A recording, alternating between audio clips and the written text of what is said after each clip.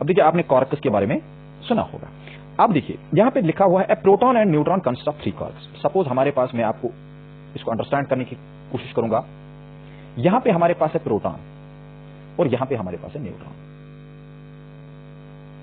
Proton जो है ये 3 कॉर्कस का बना हुआ है, प्रॉब्लम में ये दिया गया है, और ये जो न्यूट्रॉन है ये भी 3 कॉर्कस का बना हुआ है। अब यहां पे बताया गया है कि 2 types of quarks that so called up quark denoted by U. हमारे पास 2 टाइप्स ऑफ कॉर्कस है, 2 टाइप्स ऑफ कॉर्कस यहां पे अवेलेबल है। सीधी सी बातें होते भी हैं। एक तो होता है अप कॉर्क, इसको हम लोग डिनोट करेंगे यू से, और इसका चार्ज कितना है, that is 2 divided by 3e। And the down cork denoted bye, उसके बाद है down cork,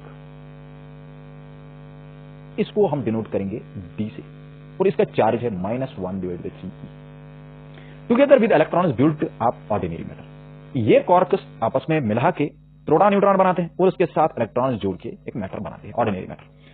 कॉर्कस of other types have also been found.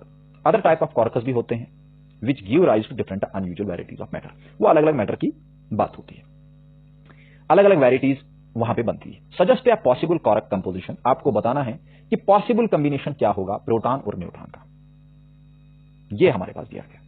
अब देखिए, अगर आप लोगों को पता होगा कि जब हमारे पास 2-3 चीजें होती है तो फिर उनमें अगर कोई चीज फाइंड आउट करना होता है तो हम लोग लेट करते हैं, जरूरी लेट करना पड़ता है।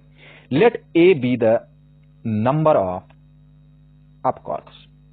मैं कहूंगा हमारे पास अप कॉर्कस ए नंबर है, कितना है, ए नंबर। उसके बाद फिर डाउन कॉर्क का नंबर क्या होगा, नंबर ऑफ डाउन कॉर्कस क्या होगा, डाउन कॉर्कस क्या होगा। देखो पहले आपको यह पता होना चाहिए टोटल नंबर ऑफ कॉर्कस क्या है, कितने कॉर्कस हमारे पास प्रोटॉन में है, वो है 3।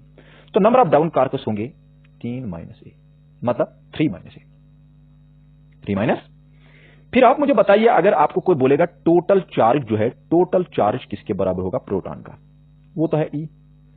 अब इसी प्रोटॉन में आप मुझे बताइए कितने हमारे पास कॉर्कस अप कॉर्कस है, वो है ए, कितने डाउन कॉर्कस है, वो है 3 - ए।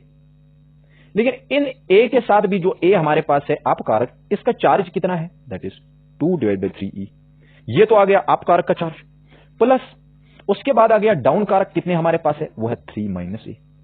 उनका चार्ज कितना है, that is -e divided by 3। इन दोनों का चार्ज जोड़ के किसके बराबर आएगा, एक प्रोटॉन के चार्ज के बराबर, 2ae divided by 3। I hope ये बात आपको समझ आई होगी। प्लस यहां पे आएगा प्लस और यहां पे माइनस है, तो दैट मीन्स यहां पे माइनस आएगा, ये माइनस है, ये बनेगा 3e डिवाइडेड बाय 3। उसके बाद यहां पे माइनस और माइनस प्लस बनेगा ae divided by 3 equal to e। 3 और 3 कैंसिल आउट होगा, तो यहां पे बनेगा 2ae divided by 3 minus e plus ae divided by 3 equal to e। अब आप मुझे बताइए यहां पे 2ae divided by 3 plus ae divided by 3 आएगा equal to e plus e क्या बन जाएगा, 2e। आई होप ये बात आपको समझ आई होगी।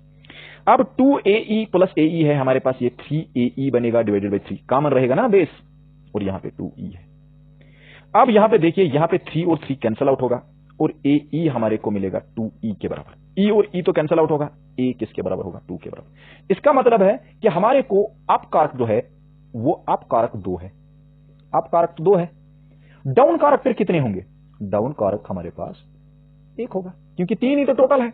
तो फिर कॉम्बिनेशन क्या बनेगा, कॉम्बिनेशन बनेगा, एक तो हमारे पास अप कारक u होगा, दूसरा भी u होगा, और तीसरा डाउन कारक d होगा।